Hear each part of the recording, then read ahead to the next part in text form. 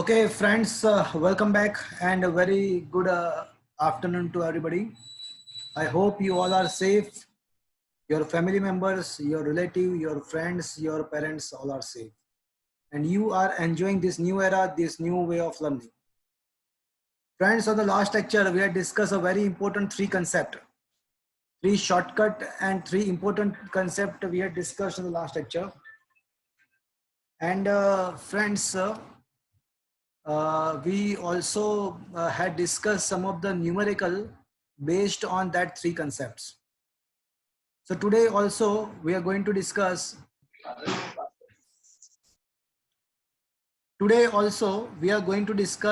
some important numerical of this chapter regarding the capacitor.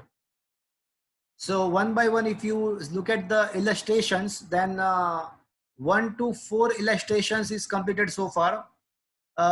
Tell me once again whether the third illustration is completed or not. I don't know.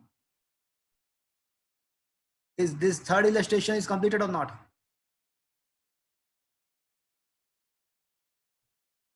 Friends, tell me whether this third illustration is completed or not. No, sir. No, it is still left. Okay, that's good. Okay, come to the illustration number 5. So everybody please look at the fifth illustration. In that illustration, I think part A and part B is completed. उसमें A and B को हमने पहले से discuss किया हुआ है. A को and B को डिस्कस किया हुआ है. बट C बाकी है. बट एक बार फिर से वापस से एक बार क्वेश्चन देख लेते हैं. Determine the electrostatic potential energy of the system of two charges are 7 microcoulomb and minus 2 microcoulomb, and they are placed at the distance minus 900 and 900. चलो दो चार्ज है, एक का जो पोजीशन है वो -9,0,0 है, दूसरे का 9,0,0 है. तो कोई मुझे बताएगा what should be the distance between the two charge? एक का -900 है, दूसरे का 900 है. तो दोनों के बीच में डिस्टेंस कितना होगा?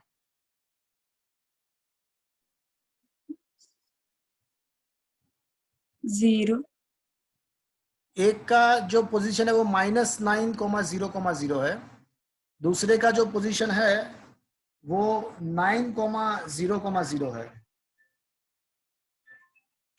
तो मुझे ये बताओ कि दोनों के बीच में डिस्टेंस कितना होगा? 18 सेंटीमीटर होगा ना, 9 और 9. हाँ, 18 centimetre the distance between the two charge. या दैट्स ट्रू. तो दोनों चार्ज के बीच का जो डिस्टेंस होगा वो 18 सेंटीमीटर होगा. That's true. तो फ्रेंड्स, आपको ये पता होगा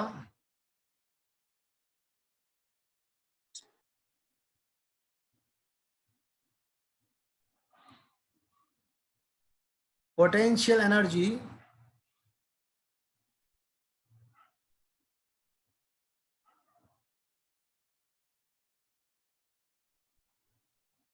of a system of two charge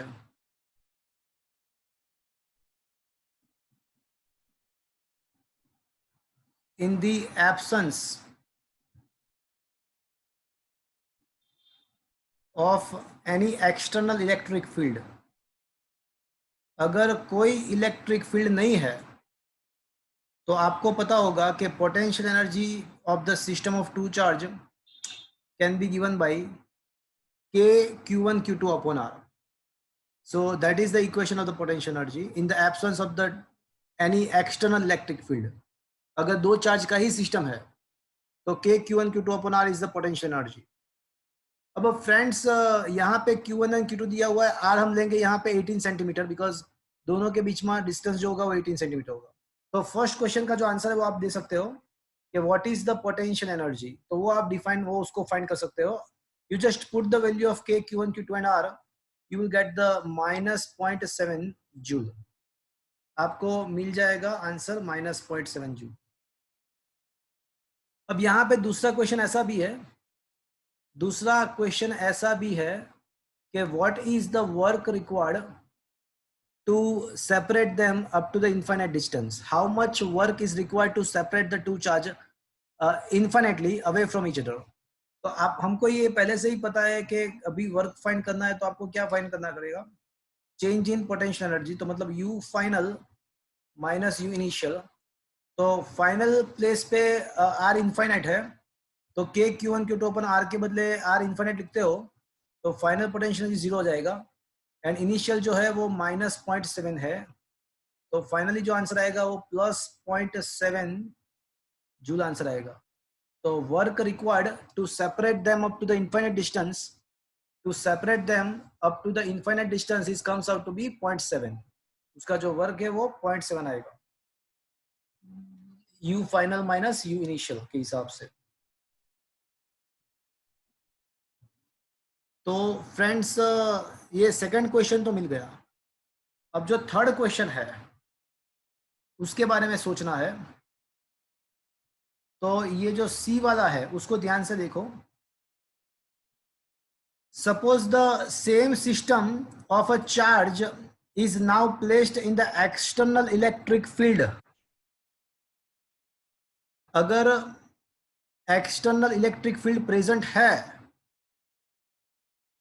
तो what is the electrostatic energy of the system.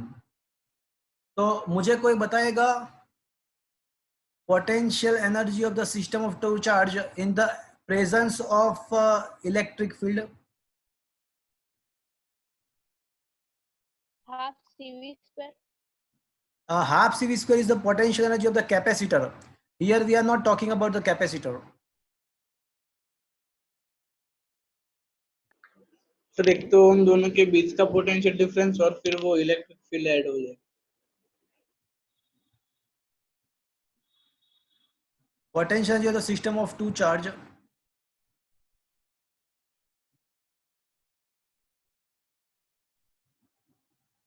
in presence of electric field. याद करो वो थियरी था, एक पूरा एक थ्योरी था। तो उसमें ऐसा होता है कि चार्ज Q1 को लाने के लिए वर्क जो रिक्वायर्ड होता है वो Q1 V1 होता है, फिर चार्ज Q2 को जो लाने के लिए जो वर्क होता है वो Q2 V2 होता है, और दो चार्ज के सिस्टम का तो जो होता है वो तो रहता ही है।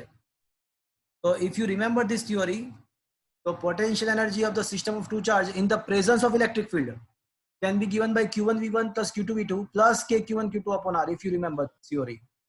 तो ये क्वेश्चन नंबर 5 इसलिए इंपॉर्टेंट है बिकॉज इस क्वेश्चन में दोनों टाइप के क्वेश्चन, मतलब in the absence of electric field and in the presence of electric field, दोनों के लिए यहाँ पे पोटेंशियल एनर्जी फाइंड करने का पूछा है, इसलिए इसके वजह से ये क्वेश्चन ज्यादा इंपॉर्टेंट है। तो सबसे पहले मुझे क्या करना पड़ेगा, मुझे पोटेंशियल फाइंड करना पड़ेगा। वैसे इलेक्ट्रिक फील्ड मुझे दिया हुआ है, तो आपको शायद पता होगा कि electric field can be given by formula -dV/dr। तो dV equals to -E into dr, ऐसा हम लिख सकते हैं। Taking integration both the sides, integration dV is equals to -E dr। तो इंटीग्रेशन dV तो V होता है, इंटीग्रेशन dV V होता है, एंड जो इलेक्ट्रिक फील्ड दिया हुआ है उसका फॉर्मूला हमको दिया हुआ है A/1A/r²। चलो कोई मुझे बताएगा what should be the integration of this. A/r² का इंटीग्रेशन क्या होगा, माइनस तो वैसे बाहर आ जाएगा, बट 1/r² का r⁻² होता है। तो मुझे कोई बताएगा कि r⁻² का इंटीग्रेशन क्या होगा, -1/r। r⁻1/-1, तो दैट इज -1/r। सही बात है। तो ये हो जाएगा minus minus will go to positive a and 1/r का हो जाएगा, r⁻1 का हो जाएगा 1/r। So this is the potential at any point. तो मुझे इलेक्ट्रिक फील्ड दिया था, उसके ऊपर से मैंने पोटेंशियल को फाइंड कर दिया, पहली बात। अब मुझे पोटेंशियल एनर्जी फाइंड करना है, तो उसके लिए पहले मुझे V1 फाइंड करना पड़ेगा, मुझे V2 भी फाइंड करना पड़ेगा। तो V1 is equal to A/r1 and V2 is equal to A/r2। तो पोटेंशियल एनर्जी जो है वो उसका जो फॉर्मूला मैंने आपको बताया कि Q1V1 प्लस Q2V2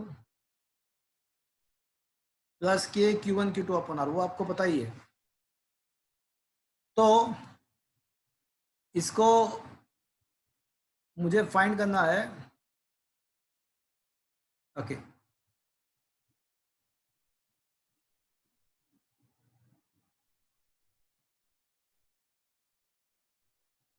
तो फ्रेंड्स कैसे करेंगे?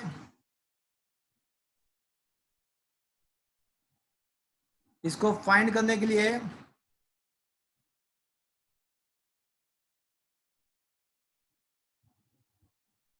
we're going to put the values। तो इसका U1 का हो जाएगा, क्या फ्रेंड्स आपके मोबाइल में ये दिख रहा है सब कुछ?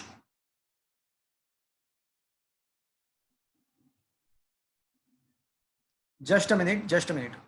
हेलो, मैंने कलाक પછી फोन करूँ आप तो बोला। ओके, सो Q1 का वैल्यू क्या दिया हुआ है फ्रेंड्स?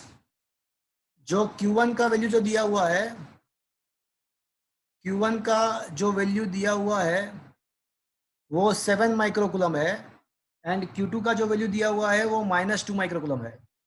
तो Q1 का वैल्यू मैं यहाँ पे सब्स्टिट्यूट कर रहा हूँ 7 माइक्रोकूलम। अब कैपिटल ए का वैल्यू भी दिया हुआ है, दिया हुआ है।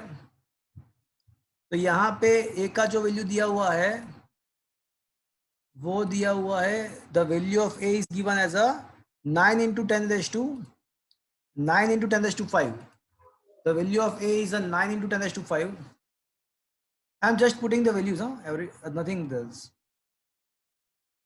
And upon R1, चलो ये जो R1 है वो -9,0,0 है। तो ओरिजिन से मुझे ये बताओ कि ओरिजिन से वो -9,0,0 का डिस्टेंस कितना होगा?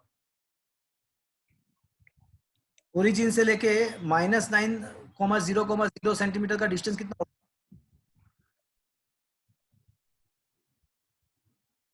अच्छा, are you able to hear me? क्या आप मुझे सुन पा रहे हो? क्या मेरी आवाज आपकी तरफ आ रही है? Yes sir. तो मुझे ये बताओ कि ये जो पोटेंशियल का वैल्यू मैं प्लेस कर रहा हूँ, पोटेंशियल का जो वैल्यू होता है A/R है। तो A का तो वैल्यू मैंने 9 into 10⁵ प्लेस किया। अब R का वैल्यू मतलब R1। तो R1 जो है वो जो फर्स्ट पॉइंट है उसका कोऑर्डिनेट -9,0,0 है। तो ओरिजिन से लेके वो -9,0,0 का डिस्टेंस कितना होगा? -9 नहीं, डिस्टेंस की बात है। Distance can never be negative. Lecture हमारे वो भूल गए।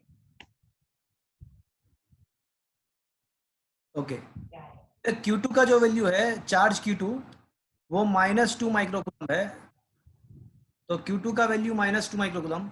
अब वहां पे भी A का तो वैल्यू जो है वो 9 into 10⁵ ही है। A का तो 9 into 10⁵ अपॉन R2। तो फ्रेंड्स जो दूसरा पॉइंट है उसका कोऑर्डिनेट 9,0,0 है। तो ओरिजिन से उसका भी डिस्टेंस जो होगा वो 9 सेंटीमीटर ही होगा।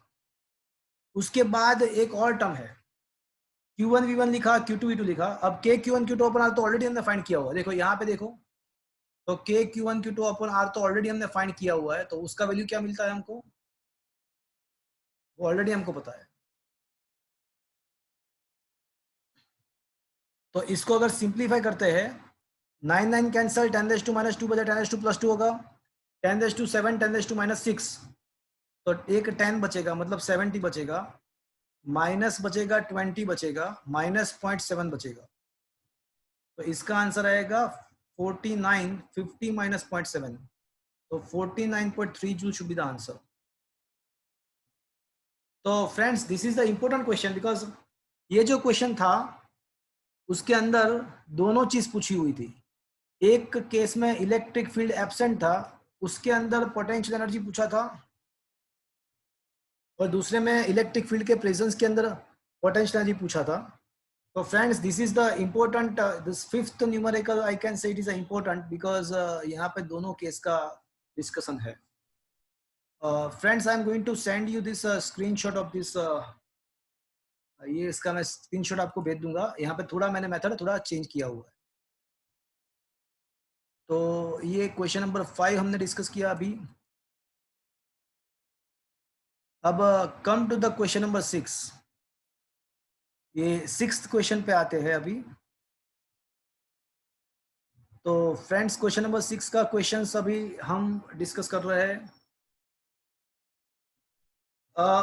Molecule of substance has a permanent dipole moment of a 10⁻⁻19 coulomb into meter. A mole of this substance is polarized by applying a strong electrostatic field of a magnitude 10⁻⁶ volt per meter. Now the direction of the field is suddenly changed by an angle 60 degree. So estimate the heat released by the substance in a aligning the dipole to new direction of the field. For simplicity, assume 100% polarization of the sample. चलो सबसे पहले question क्या है वो समझने की try करते हैं।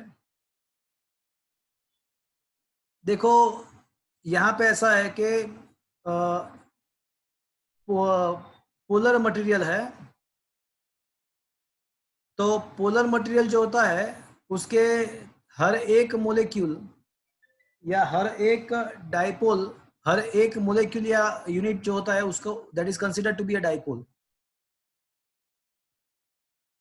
और उसका डाइपोल मोमेंट भी हमको दिया हुआ है। Dipole moment 10⁻⁻29 coulomb into metre है।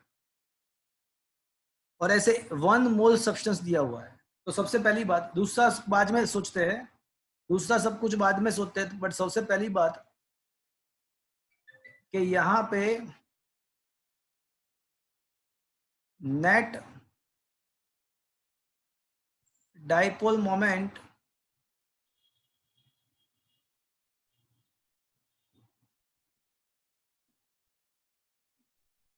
at 100% polarization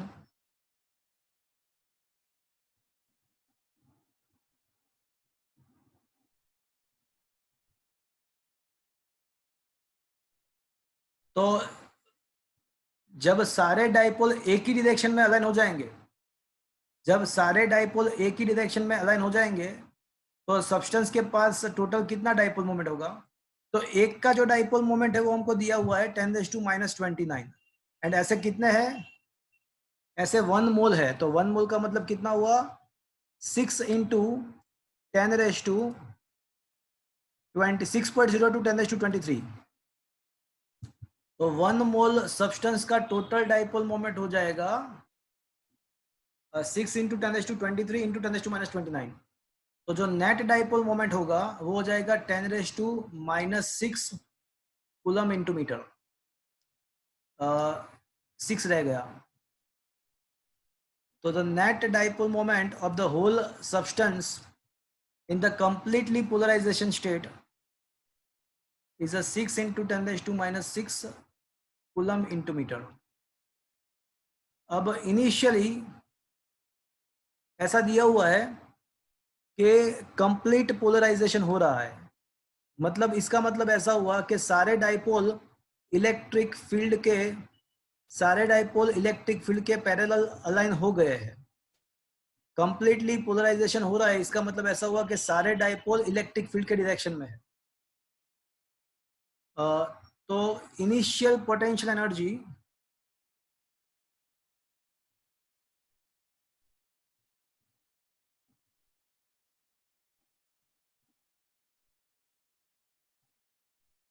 चलो पोटेंशियल एनर्जी का फॉर्मूला किसी को पता है? कोई मुझे बताएगा what is the formula of the potential energy? Anybody from your side? mgh अच्छा mgh कौन बोला? श्रेया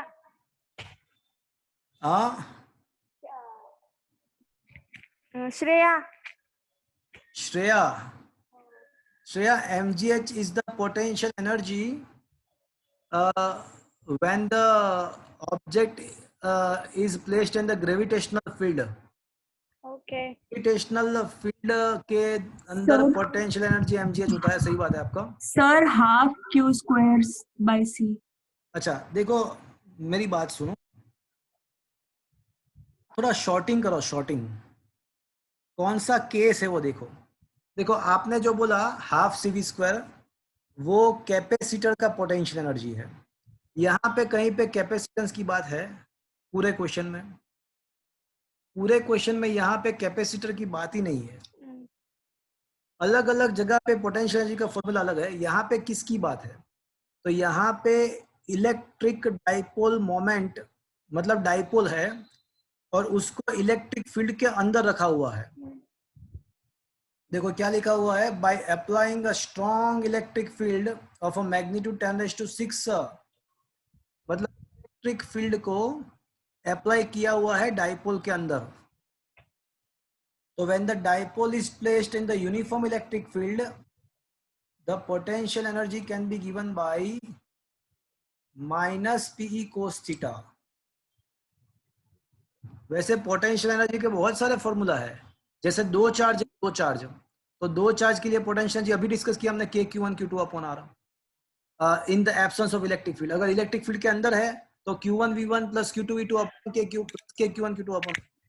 कौन सा केस है उसको शॉर्ट आउट करो पहले, उसके बाद सोचो कि क्या अप्लाई करना है। तो यहाँ पे डाइपोल है, इलेक्ट्रिक फील्ड है, तो पोटेंशियल एनर्जी हो जाएगा माइनस PE cos थीटा। अब इनिशियली जो है ना वो 100% पोलराइजेशन है, इसका मतलब क्या हुआ कि सारे डाइपोल इलेक्ट्रिक फील्ड के डायरेक्शन में ही है। तो कोई मुझे बताएगा इनिशियल पोटेंशियल एनर्जी कितना होगा, मतलब इनिशियल एंगल कितना होगा?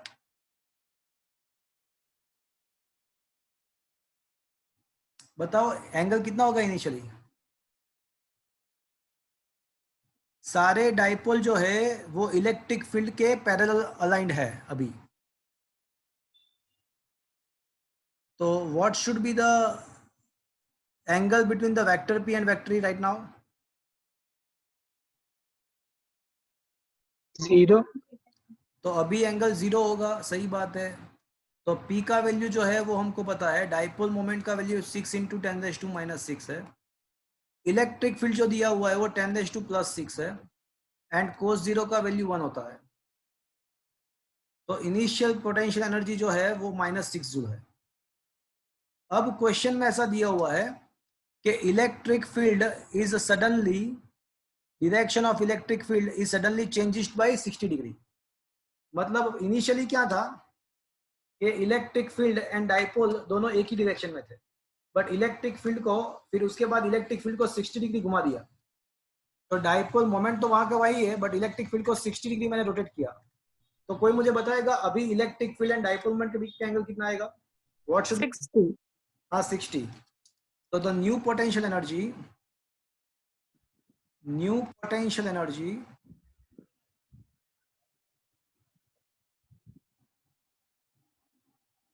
U final is equals to minus PE cos theta 2। तो P का जो वैल्यू है वो तो 6 × 10⁻⁻6 ही है, इलेक्ट्रिक फील्ड 10⁻⁶ है एंड cos 60 हो जाएगा, अभी जो है cos 60 हो जाएगा। तो what should be the new potential energy, मुझे ये बताओ अभी पोटेंशियल एनर्जी कितना है? तो अभी जो पोटेंशियल एनर्जी है वो -3 जूल हुआ। तो मुझे ये बताओ कि चेंज इन पोटेंशियल एनर्जी कितना होगा?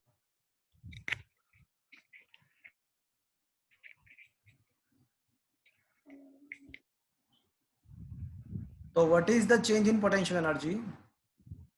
तो U final minus U initial -3 -6। तो मतलब कितना पोटेंशियल एनर्जी में 3 joule.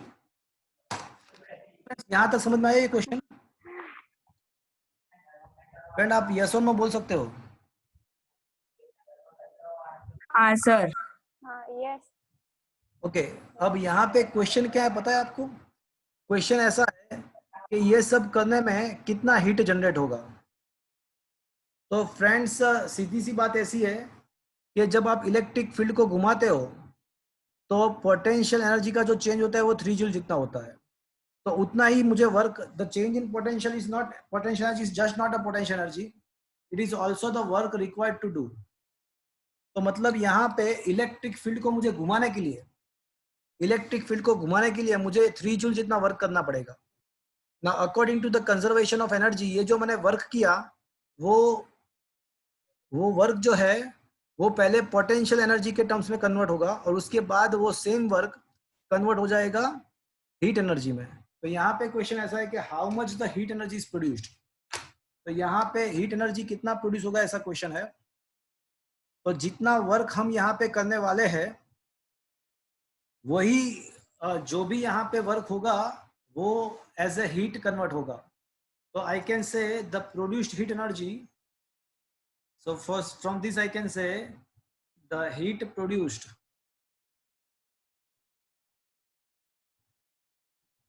is equals to 3 joule. तो यहाँ पे कितना हीट प्रोड्यूस होगा, तो ऐसा कह सकते हैं कि 3 जूल जितना हीट प्रोड्यूस होगा। तो this is what is the question here. तो फ्रेंड्स ये क्वेश्चन ना मैं हीट कितना प्रोड्यूस होने वाला था वो क्वेश्चन पूछा था। तो मैंने क्या किया, इनिशियल पोटेंशियल एनर्जी फाइंड कर दिया, फाइनल पोटेंशियल एनर्जी फाइंड कर दिया और उसके बाद मैंने change in potential energy that is equals to the required work, और जो वर्क हम करेंगे उसी वही वर्क तो हीट एनर्जी में कन्वर्ट होने वाला है लास्ट में। तो heat produce equals to 3 joule, that is the answer. क्या फ्रेंड्स मेरी आवाज आप सुन रहे हो? Yes, sir. Okay Yes, sir.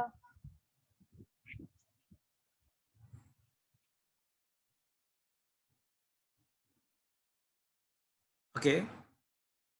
Now we are going to discuss the illustration number. I think 8 we had discussed है ना? ये 8th क्वेश्चन हमने डिस्कस कर लिया कि बाकी है? हाँ सर। ओके अब क्वेश्चन नंबर 9 पे आ जाओ। ये जो 9th क्वेश्चन है फ्रेंड्स, ये 9th क्वेश्चन 4 मार्क्स बोर्ड के एग्जाम में, ये 4 मार्क में आने की प्रोबेबिलिटी बहुत ज्यादा है।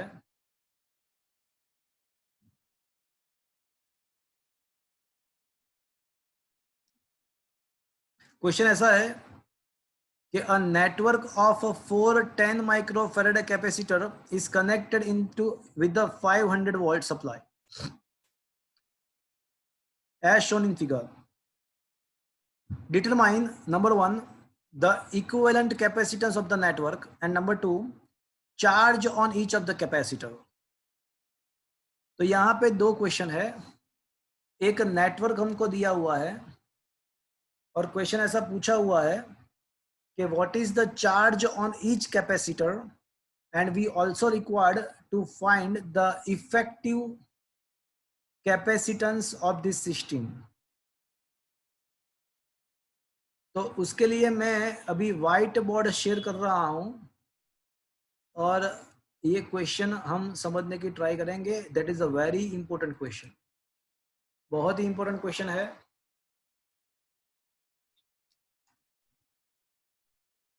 देखो क्वेश्चन ऐसा है,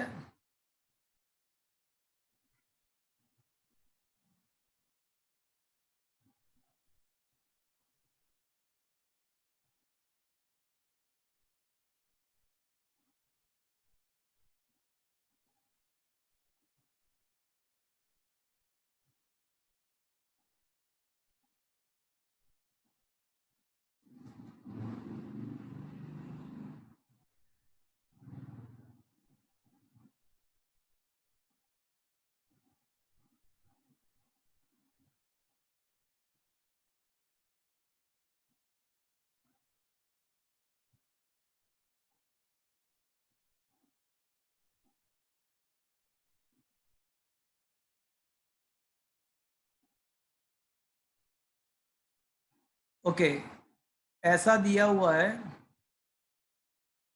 कि this way 4 capacitors are connected in these combinations.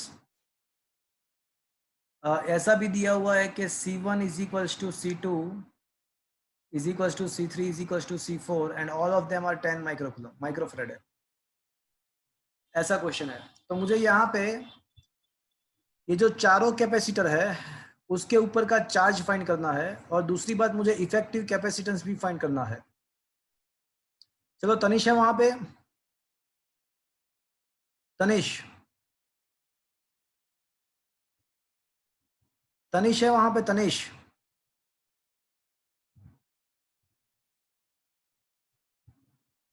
Tanish,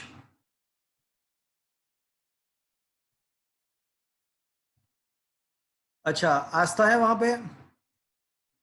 हाँ सर। चलो यहाँ पे मुझे इफेक्टिव कैपेसिटेंस फाइंड करना है, तो सबसे पहले मैं क्या करूंगा, यहाँ पे मुझे ये सिस्टम का इफेक्टिव कैपेसिटेंस फाइंड करना है। तो कौन सीरीज में है कौन पैरेलल में है वो सोच के हम यहाँ पे फाइंड कर सकते हैं। 1/C1। नहीं, मुझे ये बताओ कि सबसे पहले कौन सीरीज में है कौन पैरेलल में है।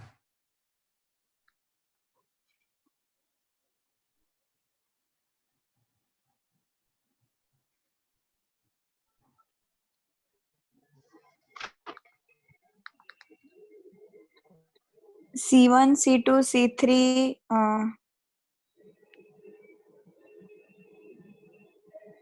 बोलो, बताओ मुझे। सर सीरीज में सीरीज मैच है। सीरीज में हाँ और C3 और C4 T4 पैरेलल हो जाएगा। हाँ, तो here C1, C2 and C3 are in series combination.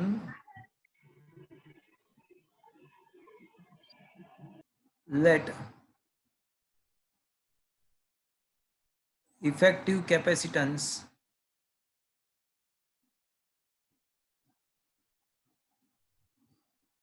of series of C1, C2 and C3 is a C1 dash. चलो, मैंने ये series C1, C2 and C3 का जो सीरीज कॉम्बिनेशन है उसका इफेक्टिव कैपेसिटेंस अज्यूम किया के C1 डैश है। तो I can definitely say that 1/C1 dash is equals to 1/C1 plus 1/C2 plus 1/C3. तो 1/C1 dash is equals to 1/10 plus 1/10 plus 1/10, मतलब के इसका मतलब होगा 3/10।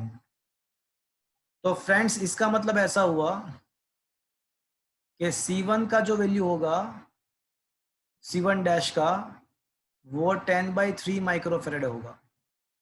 तो क्या फ्रेंड्स आपको ये 1/C1 डैश 3/10 है, तो C1 डैश का वैल्यू उसका रेसिप्रोकल करो तो 3/10 आ जाए, 3/10 का रेसिप्रोकल करो तो 10/3 आ जाएगा। चलो, अब मुझे ये जो C1 डैश मिला, ये तो अभी C1 डैश मिला, तो मुझे ये बताओ कि C1 डैश एंड C4 के बारे में क्या कह सकते हैं हम। सीरीज। हाँ, तो अभी मुझे ये बताओ कि C1 डैश एंड C4 के बारे में क्या कह सकते हैं। वो they are connected in series. Series या पैरेलल? पैरेलल में ना। पैरेलल। हाँ, तो वो उसके साथ ये जो C1 डैश है उसके साथ ही ये जो C4 है वो पैरेलल में आएगा। देखो, उसके एंड टर्मिनल साथ साथ में कनेक्टेड है। तो नाउ आई कैन से C1 dash and C4 are in parallel.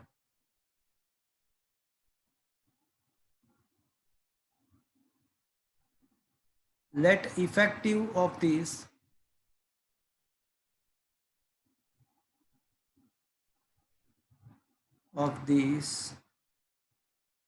is a C effective. तो यहाँ पे मैं ऐसा कह सकता हूँ कि पूरे सर्किट का जो इफेक्टिव कॉम्बिनेशन है वो C1 डैश एंड C4 का पैरेलल कॉम्बिनेशन में फ्रेंड्स एडिशन होता है। तो फाइनली जो इफेक्टिव कैपेसिटेंस सर्किट का जो होगा, इफेक्टिव कैपेसिटेंस जो सर्किट का होगा वो हो जाएगा 10/3 प्लस 10, मतलब 40/3 माइक्रोफेरेड है। चलो, एक क्वेश्चन का आंसर मिला मुझे यहाँ पे 2 क्वेश्चन का आंसर फाइंड करना था। एक तो सारे कैपेसिटर के ऊपर का चार्ज फाइंड करना था और दूसरा C इफेक्टिव फाइंड करना था। तो C इफेक्टिव तो मिल गया। चलो, अब मुझे सारे कैपेसिटर का चार्ज फाइंड करना है।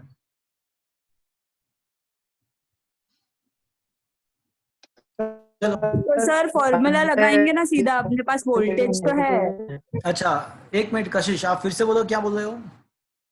सर हम सीधा फॉर्मूला नहीं लगा सकते, वोल्टेज कौन हमारे सा पास है कौन तो। सा फॉर्मूला, मतलब कौन सा फॉर्मूला बताओ मुझे। Sir Q is equal to CV। देखो मेरी बात ध्यान से सुनना, सारे बच्चे मेरी बात ध्यान से सुनो। चलो Q is equal to CV लगाना है। उसमें Q क्या है? Q सर चार्ज होगा ना। अच्छा, C is a capacitor. V क्या है? V सर V वोल्टेज होगा। किसका वोल्टेज होगा? सर वोल्टेज हमें दिया है। बैटरी बैटरी ऐसा नहीं होता, देखो मेरी बात सुनो, मेरी बात सुनो, ऐसा नहीं होता है। ये जो V होता है ना, वो पोटेंशियल डिफरेंस अक्रॉस कैपेसिटर होता है। मतलब अगर आपको Q1 फाइंड करना है तो C1 इंटू V1 करना पड़ेगा, where V1 is the potential difference across C1। वो यहाँ पे तो जो वोल्टेज दिया हुआ है वो बैटरी का वोल्टेज दिया हुआ है, वो कोई एक कैपेसिटर का वोल्टेज नहीं दिया हुआ है। क्या मेरी बात समझ में आई मैं क्या बोल रहा हूँ आपको? हाँ सर। तो यहाँ पे थोड़ा मतलब ये जो 500 वोल्ट है वो, हाँ मैं ऐसा क्या C4 के लिए, वो C4 के लिए वैलिड है। देखो C4 के अक्रॉस जो वोल्टेज है वो 500 ही है। देखो C4 के अक्रॉस जो वोल्टेज है वो 500 है, but C1 C2 and C3 के जो अक्रॉस है वो 500 वोल्ट नहीं है। तो एक काम कर सकते हैं, मैं एक चीज कर सकता हूं यहाँ पे। क्या मैं ऐसा कह सकता हूं कि potential across the C1 dash capacitance here, potential difference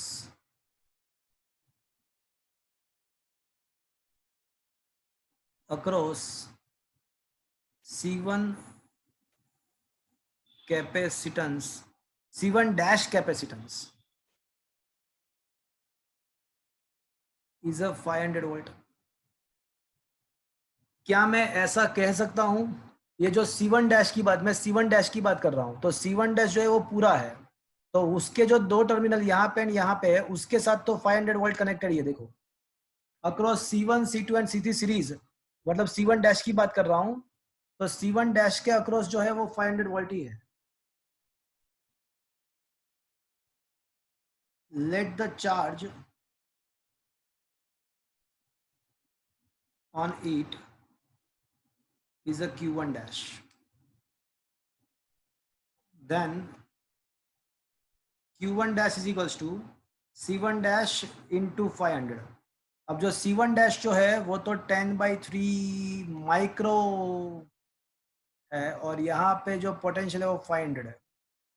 तो जो Q1 dash मिलेगा, तो Q1 dash मिल जाएगा मुझे 5000 डिवाइड बाई 3, मतलब 5000 डिवाइड बाई 3 का मतलब 1667 माइक्रोकूलम आएगा। चलो कोई मुझे बताएगा अभी मुझे किसका चार्ज मिला?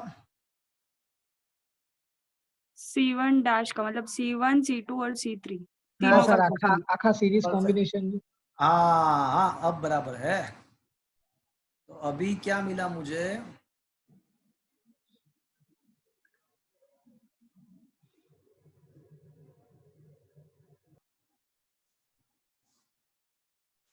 Now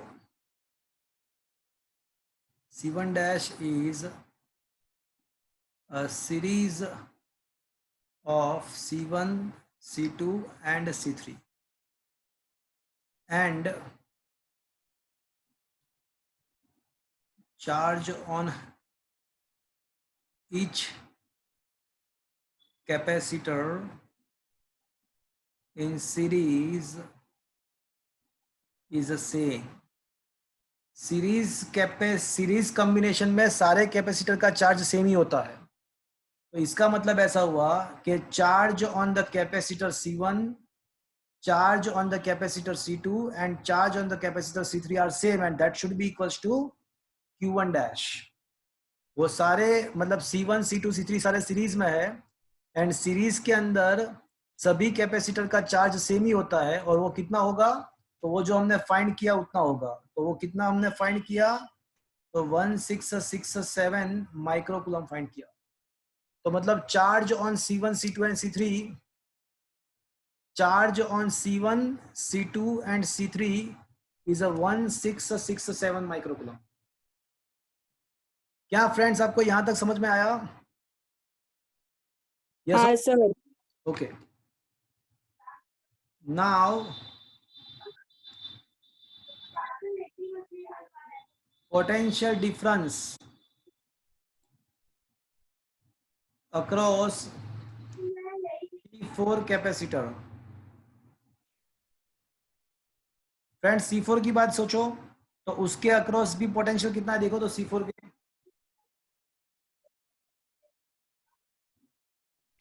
पोटेंशियल अक्रॉस C4 कितना है देखो. C4 जो कैपेसिटर है उसके दो टर्मिनल के साथ कितना पोटेंशियल कनेक्टेड है? 500. हाँ, is a 500 volt. Let the charge on it is Q4. Then I can say Q4 is equals to C4 into V. So 10 micro into 500 volt. So Q4 will be equals to 5000 microcoulomb. तो सारे capacitor के across मुझे charge भी मिल गया. यहाँ पे एक और क्वेश्चन भी पूछ सकते हैं, मुझे सारे कैपेसिटर का पोटेंशियल भी पूछ सकते हैं. तो एक्स्ट्रा है ये चीज. अगर ऐसा पूछते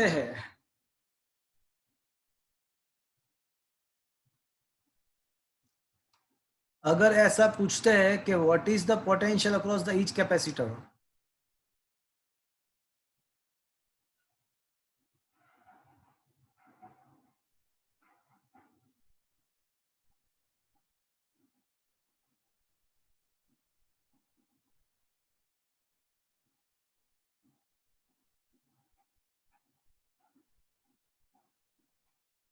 तो अगर पोटेंशियल पूछते हैं तो हम ये कर सकते हैं Q1 by C1, Q2 by C2, Q3 by C3 and Q4 by C4 अगर फाइंड कर ले तो हमको सभी कैपेसिटर्स का अगर पोटेंशियल पूछे तो वो भी हम फाइंड कर सकते हैं. That is extra thing. Is it okay everybody friends? Yes sir. पूछते तो हम कर सकते थे. देखो ये जो क्वेश्चन है उसका जो मेथड दिया हुआ है नोट्स में वो थोड़ा अलग सा है, तो मैंने उसको थोड़ा सिंपल करके यहाँ पे पूरा क्वेश्चन मैंने लिखा हुआ है. And I am also going to send you the photo copies of this thing. तो वो मैं आपको फोटो भी दे दूंगा. तो ये क्वेश्चन फ्रेंड्स 4 मार्क्स में, बोर्ड के एग्जाम में 4 मार्क्स के क्वेश्चन पूछते हैं, CBSE में 5 मार्क्स के क्वेश्चन पूछते हैं. तो यहाँ पे इस टाइप के क्वेश्चन आने की प्रोबेबिलिटी होती है. तो क्या फ्रेंड्स आपको ये न्यूमेरिकल पूरा समझ में आया? हाँ सर. ओके. अब ऐसा ही एक न्यूमेरिकल एक्सरसाइज में भी है, ऑलमोस्ट सिमिलर न्यूमेरिकल एक्सरसाइज में है, उससे इससे थोड़ा डिफिकल्ट है.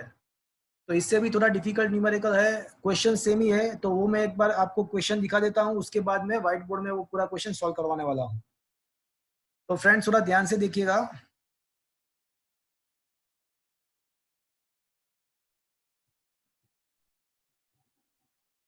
एक्सरसाइज में एक ऐसा क्वेश्चन है,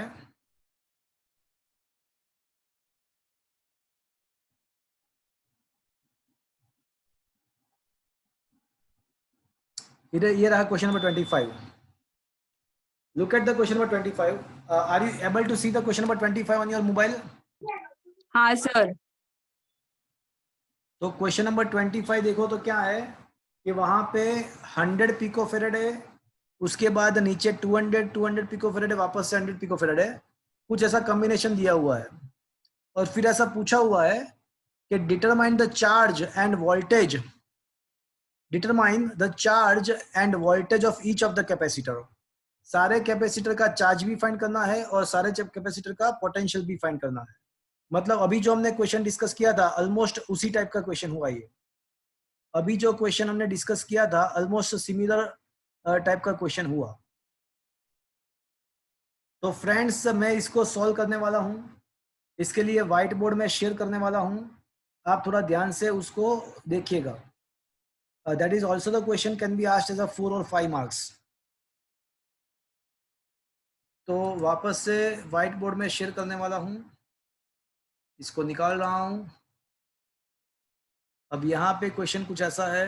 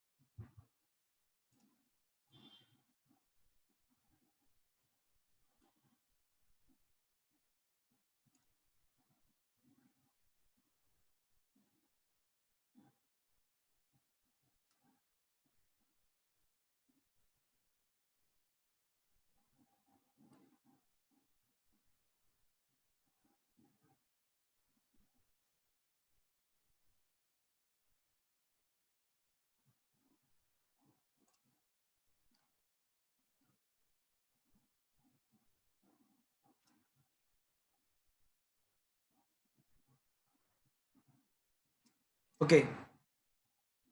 सो यहाँ पे ऐसा क्वेश्चन दिया हुआ है कि यहाँ पे जो है वो 100 पिकोफैरेड है,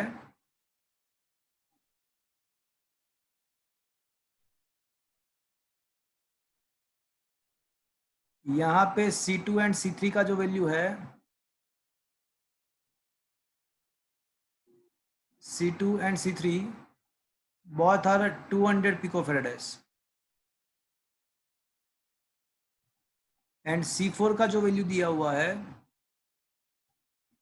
वो वापस से 100 पिकोफैरेड है, और यहाँ पे जो पोटेंशियल डिफरेंस है वो 300 वोल्ट है।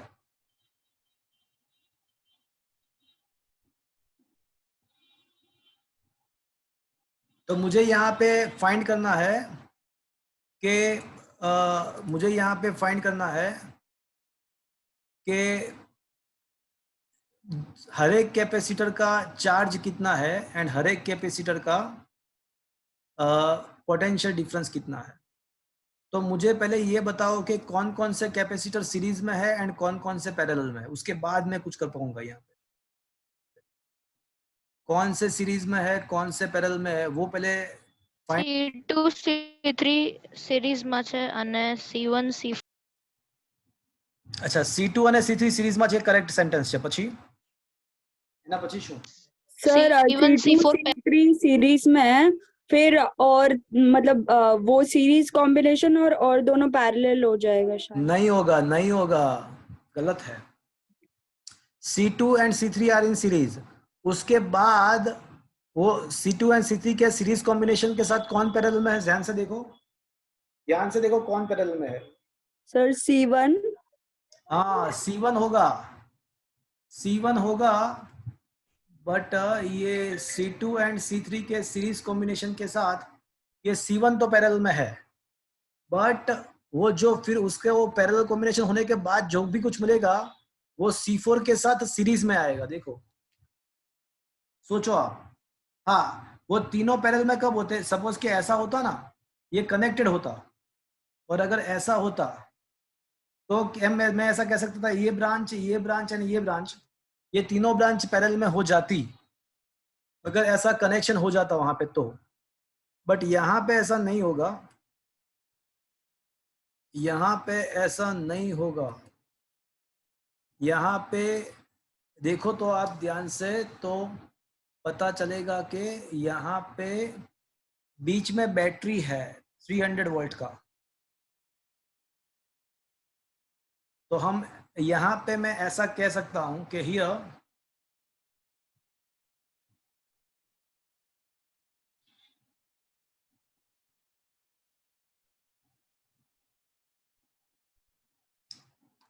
तो सबसे पहले एक चीज तो हम कह ही सकते हैं कि यहाँ पे C1 एंड C2 जो है वो डेफिनेटली, C2 एंड C3 जो है वो डेफिनेटली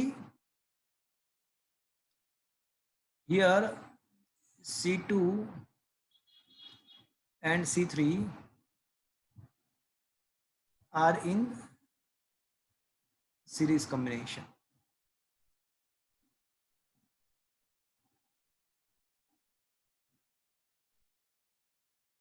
तो एक बात तो बिल्कुल बराबर है कि C2 एंड C3 तो सीरीज में है, वो तो सबको पता चला यहाँ पे. Now with a series combination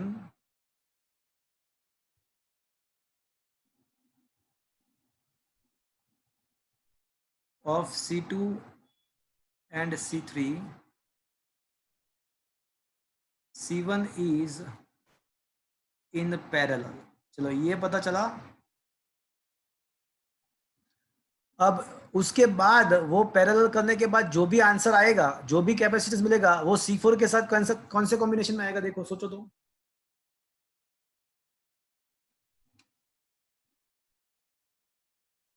series में. अभी अभी 2-3 मिनट में आपको समझ में आ जाएगा. लेट C1 डैश इज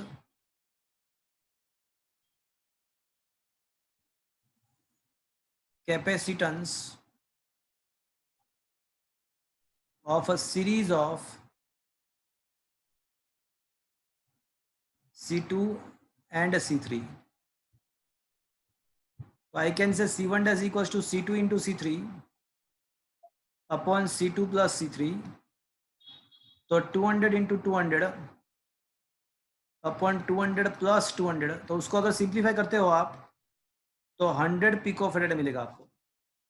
तो जो C1 डैश मिलेगा, इसको मैंने C1 डैश बोला हुआ है, तो वो आपको मिल जाएगा 100 picofarad. Now with the C1 dash, now C1 is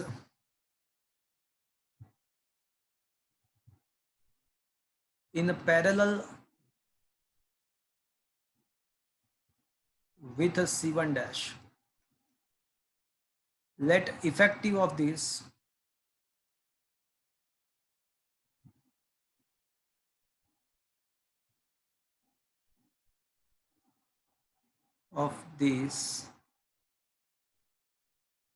effective capacitance of this is C2 dash. तो मुझे ये बताओ कि C2 डैश मुझे क्या लिखना चाहिए अभी? तो C2 dash is equal to क्या लिखना चाहिए मुझे? बताओ क्या फॉर्मूला लिखूं मैं C2 डैश का? 1/C1 plus 1 पैरेलल है upon भाई, पैरेलल में ऐसा नहीं होता. C1 plus C1 dash. C1 plus C1 dash. तो C2 डैश का जो फॉर्मूला है वो हो जाएगा 100 plus 100, 100 plus 100, it will becomes out to be a 200 picofarad. Now C4, अब थोड़ा मैं और आपके लिए मैं थोड़ा और सिंप्लीफाई कर रहा हूं.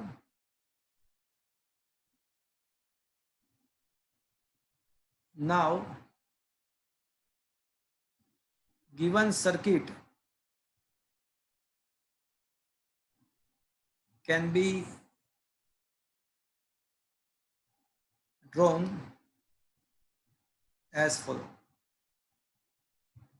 अब देखो, ये जो पूरा ऊपर का जो पार्ट है ना, ऊपर का जो पार्ट है वो C2 डैश हो गया पूरा, और ये नीचे जो बाकी बचा वो तो C4 तो बचेगा ही बचेगा.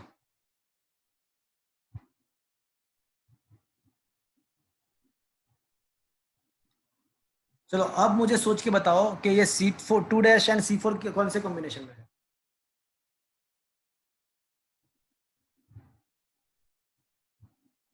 अब देखो, सीरीज. हाँ वो सीरीज में है. Now C2 dash and C4 are in series combination. So effective capacitor of a whole circuit, C effective is equals to C2 dash into C4 upon C2 dash plus C4। तो अगर उसको simplify करते हैं हम तो ये हो जाएगा 200 into 100 upon 200 plus 100। It is comes out to be a 200/3 picofarad है। तो अगर पूरा उसको अगर सिंप्लीफाई करते हैं तो it is comes out to be a 200/3 picofarad है।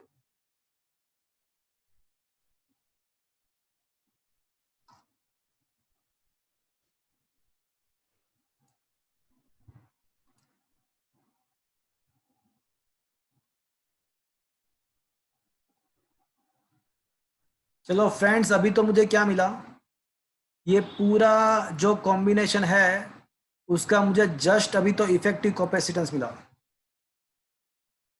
अब मेरी बात ध्यान से सुनना, जो मैं बोल रहा हूं उसको ध्यान से सुनना।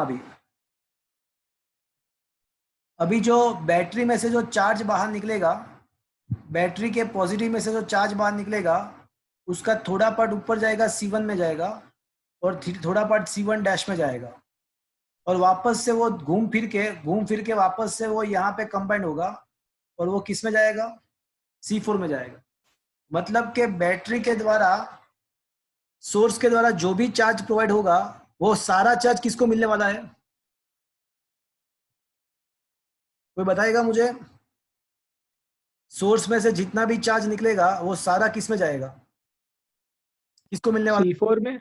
हाँ। सो अभी जो लिख रहा हूं उसको ध्यान से देखना। हियर C4 इज कनेक्टेड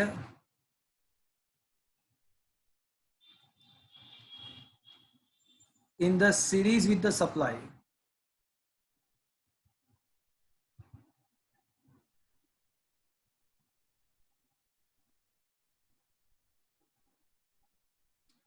जो C4 है वो सप्लाई के साथ सीरीज में है। सो charge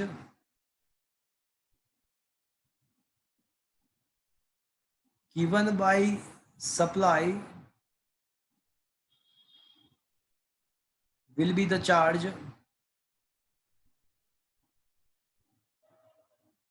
on C4. So that's why I can say a charge on C4.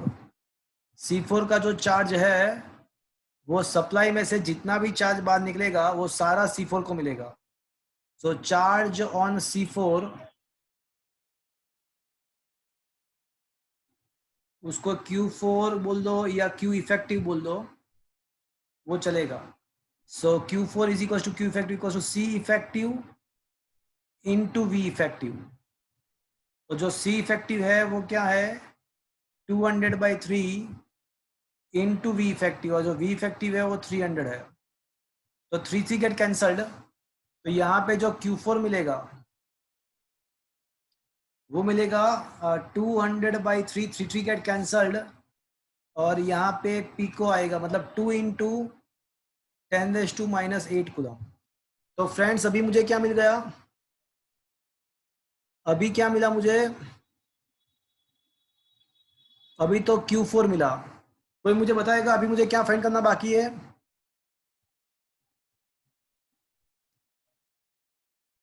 Potential. अरे अभी तो दूसरे सारे कैपेसिटर्स का चार्ज फाइंड करना बाकी है अभी, मतलब Q1, Q2 and Q3 find करना बाकी है। अब मेरी बात ध्यान से सुनना, अब यहाँ पे फिगर को देखो, सोर्स में से जो भी चार्ज बाहर निकल रहा है वो कहाँ पे डिवाइड, कौन से डिवाइड हो रहा है, कहाँ पे डिवाइड हो रहा है?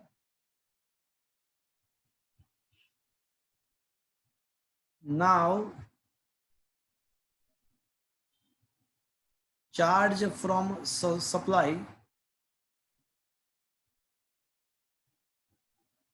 is divided, देखो सप्लाई में से जो चार्ज बाहर निकल रहा है वो कौन कौन से ब्रांच में, कौन कौन से कैपेसिटर में जा रहा है, देखो तो charge from supply is divided 3 parts, Q1, Q2, Q3. in C1 and C1 dash capacitance. क्या मैं ऐसा कह सकता हूं? वो दो ब्रांच में जा रहा है, एक ब्रांच का कैपेसिटर C1 है, दूसरे ब्रांच का C1 डैश है, where C1 dash is the series of the C2 and C3.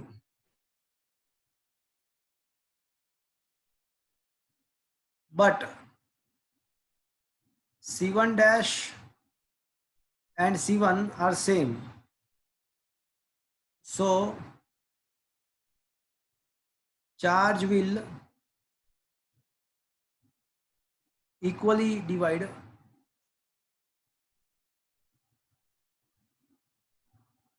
will be equally divided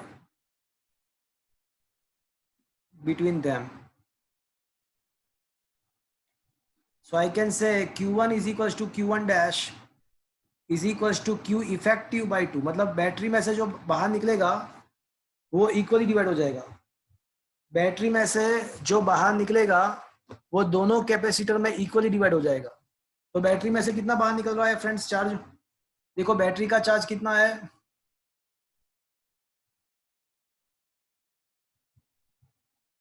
battery में से कितना चार्ज बाहर निकल रहा है भैया?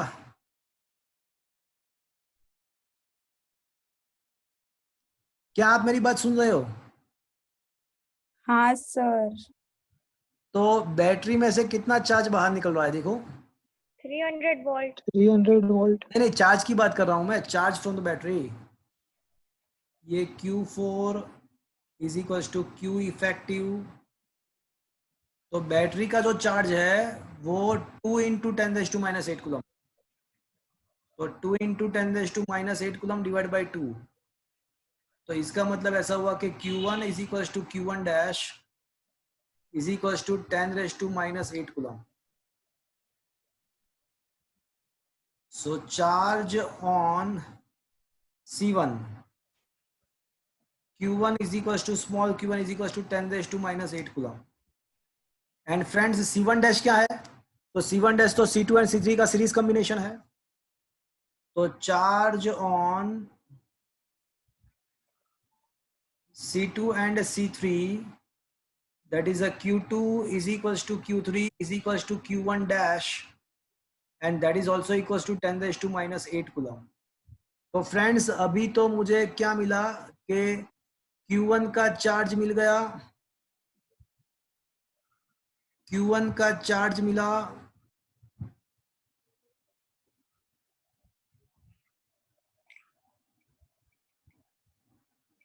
एंड Q2 एंड Q3 मतलब C2 एंड C3 का भी चार्ज मिला. मतलब अभी तो मुझे सारे कैपेसिटर्स के चार्ज मिल गए. अभी कुछ फाइंड करना बाकी है फ्रेंड्स, अभी भी कुछ फाइंड करना बाकी है. बोलो क्या क्या फाइंड करना बाकी है अभी? Voltage difference. हाँ सारे कैपेसिटर का वोल्टेज फाइंड करना बाकी है. तो कोई मुझे बताएगा वोल्टेज? तो डिवाइड बाय सी કરીને થઈ જશે ને? हाँ सभी का चार्ज तो मिल ही गया है, सभी का चार्ज तो वैसे भी मिला हुआ है.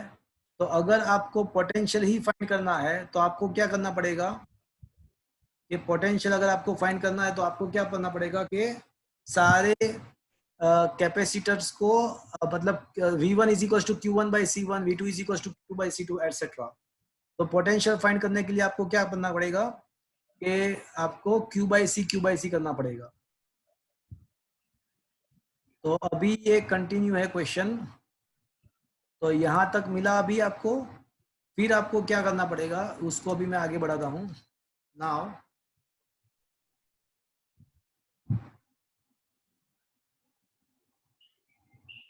potential across each capacitor V1 is equals to Q1 by C1, V2 is equals to Q2 by C2, V3 is equals to Q3 by C3 and V4 is equals to Q4 by C4. अगर आप करोगे तो आपको सारे का capacitor potential भी मिल जाएगा. तो अभी ये क्वेश्चन खत्म हुआ. अभी अब हम कह सकता है कि ये क्वेश्चन यहाँ पे कंप्लीट हुआ. तो ये आप खुद फाइंड कर लेना. So friends, this is what is the question that can be asked as a 3 or 4 mark, 4 or 5 marks in your board examinations. तो ये अच्छा वाला क्वेश्चन था, बहुत ही अच्छा था, उसको आप ध्यान से पढ़ो तो बहुत सारे एमसीक्यूज में भी ये काम आ सकता है, बहुत सारे अलग दूसरे क्वेश्चन को भी सॉल्व करने में ये काम आ सकता है, और बहुत सारे एमसीक्यू को सॉल्व करने के लिए भी ये क्वेश्चन काम आ सकता है। क्या फ्रेंड्स ये न्यूमेरिकल्स आपको समझ में आया? Yeah. यस और no? Yes, sir. Okay, let us move to the question numericals of the exercise. अब इलस्ट्रेशन जो सारे हैं वो सारे इलस्ट्रेशन यहाँ पे खत्म हो रहे हैं, तो अब हम कुछ एक्सरसाइज के क्वेश्चंस के बारे में सोचते हैं। इलस्ट्रेशन तो ऑलरेडी खत्म हो चुके हैं, एक्सरसाइज के 1 by 1 क्वेश्चन लेते हैं। हाँ, वैसे इलस्ट्रेशन नंबर 3 है वो बाद में लेंगे, बट एक्सरसाइज के क्वेश्चन नंबर 1 to 10 देख लो। क्या 1 to 10 में कोई बाकी है? देखो तो एक बार। वैसे 1 to 13 को देख, एक्सरसाइज के 1 to 13 क्वेश्चन तक आई थिंक सब सारे खत्म हो गए।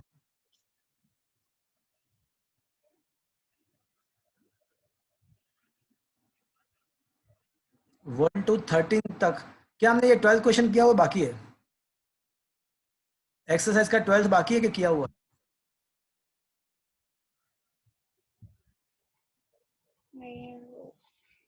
फ्रेंड्स मुझे ये बताओ कि ये एक्सरसाइज का 12 कर दिया कि बाकी है? बाकी है शायद, हाँ बाकी है सर। एक्सरसाइज 12 बाकी है, श्योर? हाँ sir. Okay, let us come to the question number 12 of the exercise. तो क्वेश्चन 12 में ऐसा दिया हुआ है कि a charge of 8 microcoulomb is located at the origin. Origin पे 8 मिलीकूलम का चार्ज दिया हुआ है। Calculate the work done in taking a small charge -2 10⁻⁹ coulomb from 003 centimetre to 040 centimetre via 069 centimetre. देखो यहाँ पे ओरिजिन पे एक चार्ज पड़ा हुआ है, उसको हम कैपिटल क्यू बोलेंगे। ओरिजिन का जो चार्ज है उसको कैपिटल क्यू बोलेंगे, और जिस चार्ज को मुझे ले जाना है, जिसको मुझे ले जाना है उसको मैं स्मॉल क्यू बोलूंगा।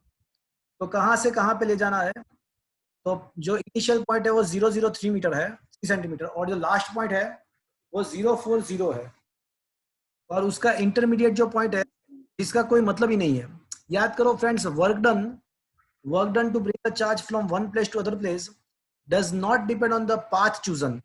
It is only and only depend on the only initial and final position. So work done is not depend on the path chosen. It is only depend on the initial and final position. तो ये 12th question को मैं थोड़े अलग method से solve करने वाला हूँ। यहाँ पे जो दिया हुआ है वो थोड़ा बड़ा दिया हुआ है, मैं एकदम सिंपल से उसको मैं सॉल्व करके दूंगा अभी। तो उसके लिए मैं वापस से एक बार व्हाइट बोर्ड शेयर करूंगा। पहले एक बार क्वेश्चन फिर से देख लो। जो ओरिजिन पे जो चार्ज पड़ा हुआ है वो 8 मिलीकूलम है। जो चार्ज को मुझे ले जाना है उसको स्मॉल क्यू बोलेंगे, वो -2 10⁻⁹ कूलम है। उसका जो इनिशियल स्टेट है वो 003 पोजीशन है, और जो फाइनल स्टेट है वो 040 पोजीशन है, और मुझे वर्क फाइंड करना है। It is very simple. मैं आपको बहुत ही सिंपली ये क्वेश्चन में सॉल्व करने वाला हूं। देखो आप,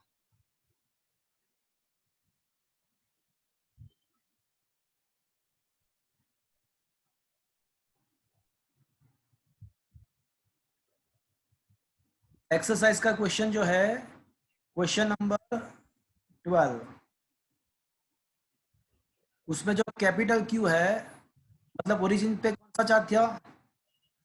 ओरिजिन पर कितना चार्ज था बताओ मुझे? 8 मिलीकूलम था। ओरिजिन जो चार्ज था वो 8 मिलीकूलम था, और जिसको मुझे ले जाना था, वो जो चार्ज था जिसको मुझे ले जाना है, तो वो जो चार्ज था जिसको ले जाना था वो था -2 10⁻⁹ कूलम। -2 10⁻⁹ कूलम। इसका जो कोऑर्डिनेट था, इसका जो कोऑर्डिनेट है वो 0,0,0 था, और जहां से मुझे ले जाना था R1 = 0,0,3 सेंटीमीटर। ये इनिशियल पोजीशन था और जो फाइनल पोजीशन था, वो 040 थे। जहां पे ले जाना था वो 040 है।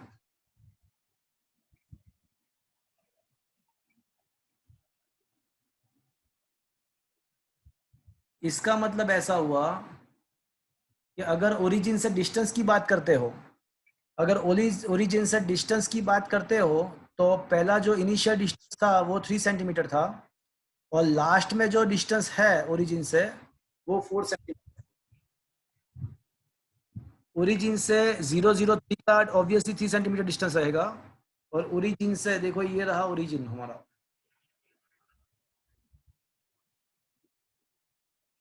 और 003 मतलब let this is assume to be a y axis and this is assume to be z axis. तो ये जो है वो 003 है और यहाँ पे कहीं पे होगा 040। तो ओरिजिन से ये डिस्टेंस ऑब्वियसली 3 होगा और ये डिस्टेंस ऑब्वियसली 4 होगा। तो मुझे क्या फाइंड करना है, वर्क फाइंड करना है। तो friends, as we know, work done is equals to change in potential energy. बहुत ही मैंने सिंपल कर दिया इसको। तो work done is equals to delta U, potential energy का चेंज मुझे फाइंड करना है। डेल्टा यू का मतलब U final minus U initial.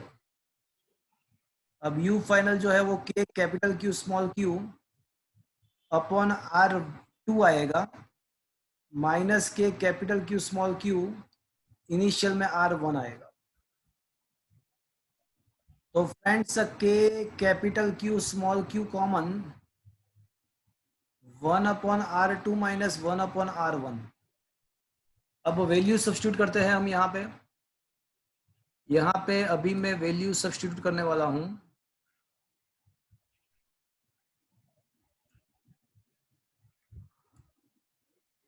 तो work done is equals to K का जो वैल्यू है वो 9 × 10⁻⁹ है।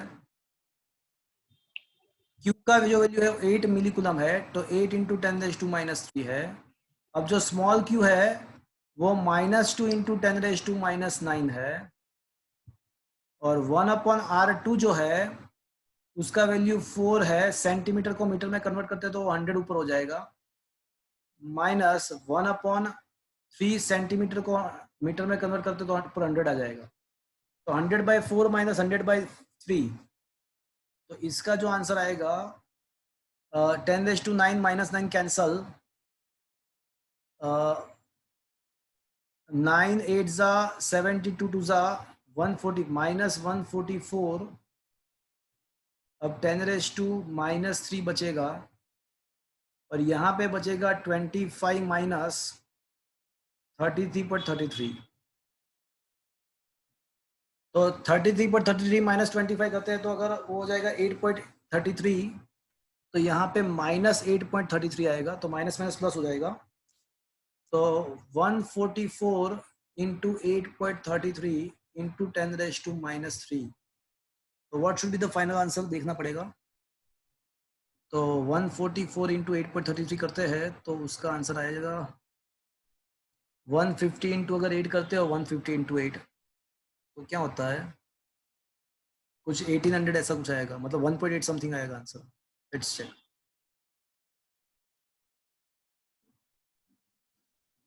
या तो फाइनल आंसर अगर आप फाइंड करोगे तो डेफिनेटली यू विल गेट देखो वही आ गया वापस, लास्ट में वही आता है देखो। तो 1.2 joule will be the answer, 1.2 joule will be the answer. तो इसको मैंने थोड़ा अलग मेथड से करवाया हुआ है, तो आप ये method change in potential energy से very easily you can solve this question. तो ये क्वेश्चन आप बहुत ही इजीली पोटेंशियल एनर्जी के द्वारा very easily you can solve this question.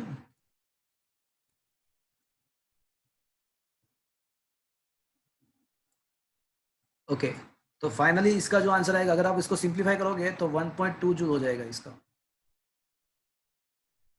तो फ्रेंड्स, ये एक्सरसाइज का 12th क्वेश्चन कंप्लीट किया। मैं ये जो क्वेश्चन है अभी जो मैंने किया वो मैं आपको उसके फोटोग्राफ्स आपके व्हाट्सएप में भेज दूंगा। Let us once again get back to the new numericals. वापस से मैं न्यूमेरिकल्स शेयर करने वाला हूँ। एक बार देख लेते हैं कोई और न्यूमेरिकल अभी कर पाएंगे या नहीं।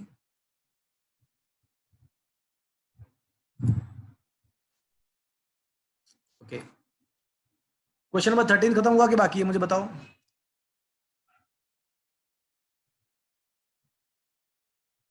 फ्रेंड्स मुझे ये बताओ, ये क्वेश्चन नंबर 13 करवा दिया है, बाकी है?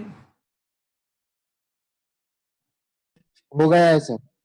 ओके, 14 नहीं, 15 अच्छा 15 भी करवा दिया होगा है ना? ये 15 करवाया हुआ है। 16 नहीं, 17 को जाने दो। अच्छा, क्या ये क्वेश्चन नंबर 18 करवा दिया बाकी है?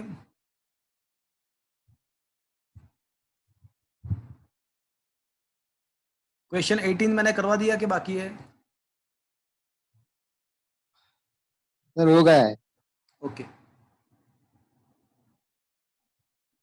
Question number 19।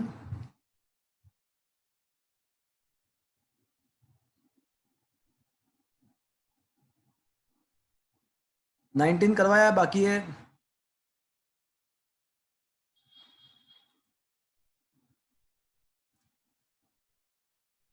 करवाया है या बाकी है?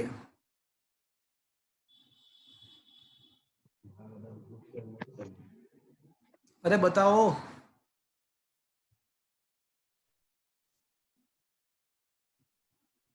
सर मार्क नहीं किया तो याद नहीं है। हाँ, वैसे क्वेश्चन नंबर 19 में कुछ भी नहीं है। यहाँ पे 3 चार्ज है, 3 चार्ज का सिस्टम है। तो पोटेंशियल एनर्जी इक्वल्स टू के Q1 Q2 upon R12 plus के Q2 Q3 upon R13 R23 के Q1 Q3 अपॉन R13। मतलब 3 चार्ज का सिस्टम है। 3 चार्ज का सिस्टम है तो आपको पोटेंशियल एनर्जी फाइंड करना है। तो आप पहले दो चार्ज के कितने सिस्टम मिलेंगे? तो दो चार्ज के 3, 1 2 3 सिस्टम मिलेंगे। तो सारे दो चार्ज के सिस्टम का पोटेंशियल एनर्जी को मिला दो आप, तो आपको रिजल्टेंट पोटेंशियल एनर्जी मिल जाएगा। आपको रिजल्टेंट पोटेंशियल एनर्जी मिल जाएगा यहाँ पे। फ्रेंड्स, यहाँ तक मैं आज का लेक्चर ले रहा हूँ। आज का लेक्चर यहाँ पे मैं फिनिश कर रहा हूँ। आपको होमवर्क जो है वो आपके व्हाट्सएप में मिल जाएगा। मैंने जो ये अभी जो न्यूमेरिकल्स करवाए हैं वो भी आपको व्हाट्सएप में मिल जाएगा। अगर आपने पेपर नहीं लिखा हुआ है तो पेपर लिख के ट्यूटर को, मतलब ये प्रक्षाल भाई या भव्य भाई को मैंने भेजने का बोला होगा, तो वहां पे भेज दीजिएगा। अब हमारा लेक्चर कब आएगा? थर्सडे को। अब थर्सडे 1 o'clock को लेक्चर हमारा होगा। Thursday 1 o'clock, don't miss the lecture. उसमें हम थ्योरी ये चैप्टर का खत्म करने वाले हैं। We going to finish the theory of this chapter Thursday. तो लेक्चर मिस मत करना। यहाँ पे आज का लेक्चर अभी आज का लेक्चर मैं खत्म कर रहा हूँ। यहाँ पे अभी आज का लेक्चर मैं यहाँ पे खत्म कर रहा हूँ।